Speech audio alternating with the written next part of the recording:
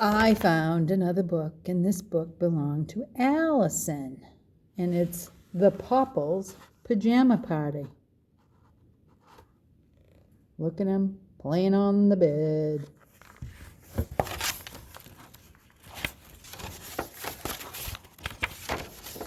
Popples are funny little fur balls.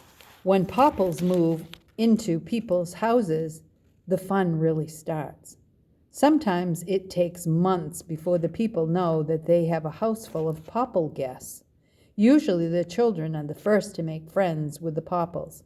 But the day that a little girl named Monica learned that her Aunt Sue and Uncle Bob were coming to visit with her cousins Mark and Judy, no one knew, not even Monica, that Party Popple was listening and that other Popples were happily living in their closet, under their bed, and all around the house.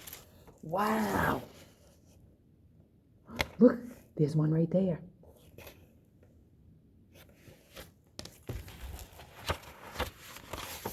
Monica was excited. Her cousins lived very far away. When she last saw them, her cousin Judy was so little she couldn't even walk or talk. But best of all, both of her cousins were going to sleep in her room. "It will be like having a real pajama party, won't it, Mom?" said Monica. "I guess it will," answered her mother. "And they'll be here on Wednesday," said Monica. "I can hardly wait." Party Popple wondered what a pajama party was. She rolled upstairs to tell the other Popples.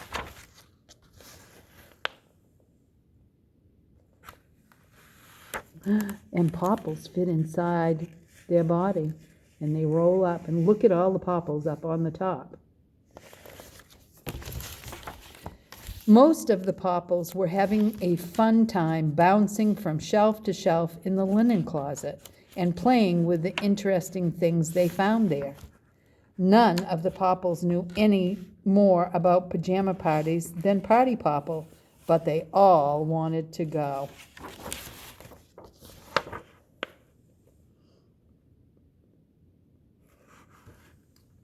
Look at them having fun.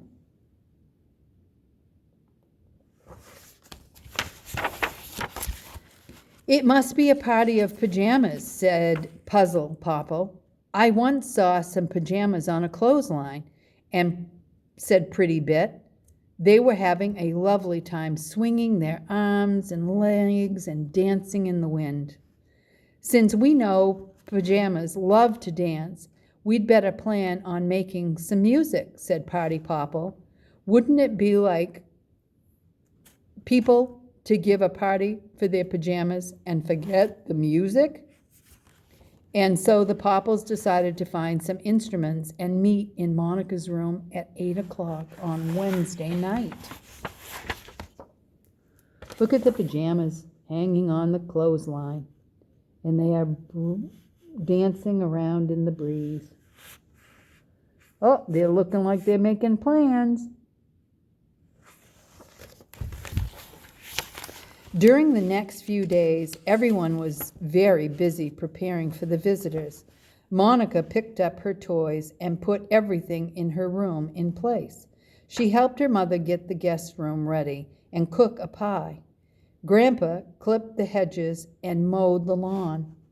"Everything looks spiffy," said Grandpa. "Everything but the linen closet," said Monica's mother. "I don't know what happened and why it's so messy." We know, don't we? Look at that pie she's making. Ooh, looks good. And there's the messy linen closet. You're doing really good to keep quiet enough so nobody knows they're there. At last the company arrived. The grown-ups had plenty to say, but the children just looked at each other. "Why don't you show Mark and Judy your treehouse?" said Grandpa. Before long, the cousins were chatting away like old friends. Little Judy was trying to act grown up. She didn't want Monica to think she was a baby. She even left the stuffed bear she usually sleeps with at home. There they are meeting. And look at that tree. Do you have a tree house at your home? Meanwhile, the Popples had been searching all over the house for instruments to borrow. PC searched through a box of rummage down in the basement and found an old toy xylophone that Monica had played with as a toddler. Puffball found a little harmonica and Prize found a horn. Upstairs in the kitchen, Pancake Popple found some rice in a box which made a noise that made a noise when she shook it. Party Popple borrowed a frying pan, and Potato Chip and Pretty Bit took some spoons to beat the pan like a drum. Boy, they've got a whole band.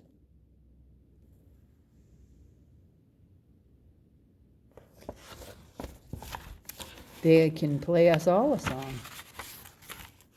Prize Popple was practicing playing tunes on a comb and a piece of tissue. Only little Putter Popple had no instrument to play, and party time was growing closer and closer. The other Popples said Putter could use a straw for a baton and be the band leader, and Putter wanted to play something like the others. Maybe he'd get an idea for listening to the people.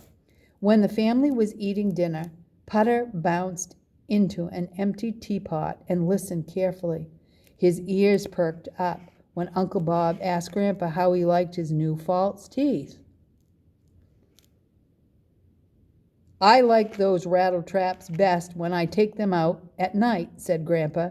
"That's the only time they stop clattering." At last, the perfect instrument.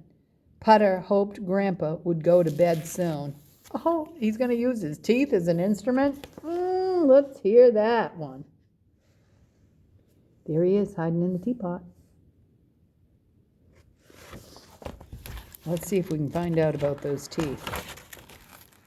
The children played outside for a little while after dinner, and then Monica's father called them inside to get ready for bed. "We get to stay up later at home," complained Judy. She was a little nervous about sleeping in a strange bed in a strange room. "We don't have to go right to sleep," said Monica. "After all, we're really going to have a pajama party." "I'm tuckered out. I think I'll turn in now too," said Grandpa, to Putter Popple's delight.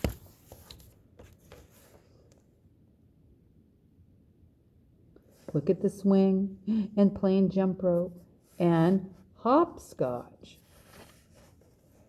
There he goes, sending them to bed. Once the grown-ups closed Monica's bedroom door, the cousins hopped out of bed. First they played catch with the pillows, and then they had a contest to see who could stand the most tickling without laughing. Their giggles brought Monica's father upstairs. "It's time for you kids to settle down. It's almost 8 o'clock, he said.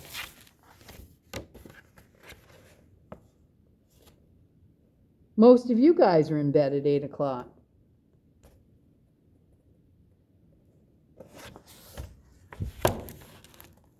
I wonder if your parents were. "I know what we can do," whispered Mark. "Let's tell ghost stories with our creepiest, quietest voice." "Great," said Monica. "You start." Oh, how Judy wished she had her teddy bear to hug.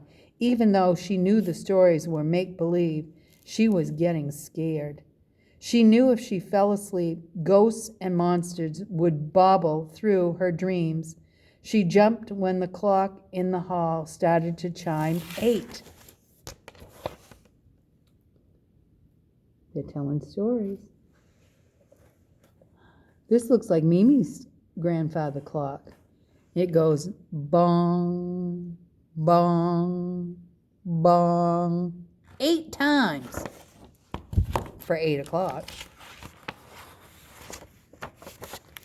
But what happened next made all 3 cousins sit up in amazement and turn Judy's shivers into a smile.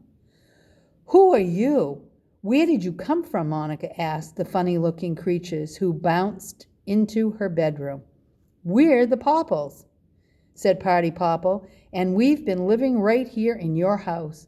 When we heard you were giving a party for your pajamas, we thought you'd like some music. We all know how much pajamas like to dance. There they are in their little sack, and they're bounce and bounce and bounce and bounce till they all get in there. What do you suppose they do now? A party for our pajamas, said Mark. Pajamas that like to dance, said Judy. All three children covered their mouths to muffle their laughter. Don't worry, said Pretty Bit. Popples no giggles are good for people. If you just say, hopple, popple, ding-dong, dollop, none of the grown-ups will hear you. The cousins said the words, and the room filled with laughter. However, the Popples were disappointed to learn that a pajama party was not a party for pajamas, but a party where people wear pajamas. They perked up quickly when the children begged to hear the Popple Band. So now we know what a pajama party is.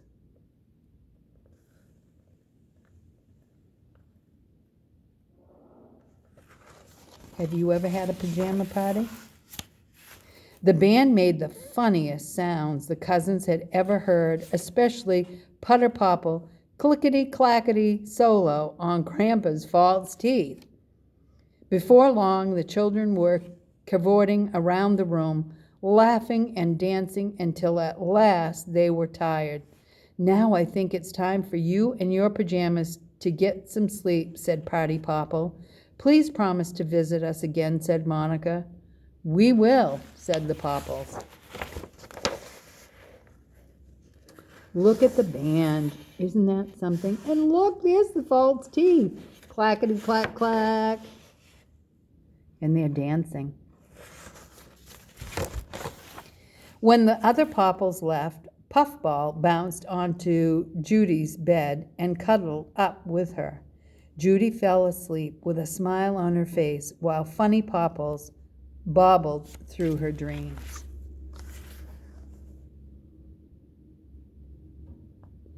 And that was a good night.